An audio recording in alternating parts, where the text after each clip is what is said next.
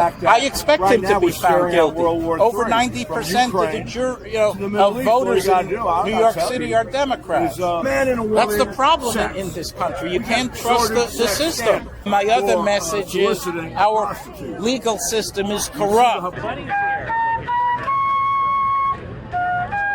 I think this is a beautiful day for a trial and for the rule of law. I believe strongly in democracy. No man or woman is above the law. Everyone has the right to be proven innocent or guilty. But I think that Trump is likely, from my perspective, he's guilty of subverting democracy.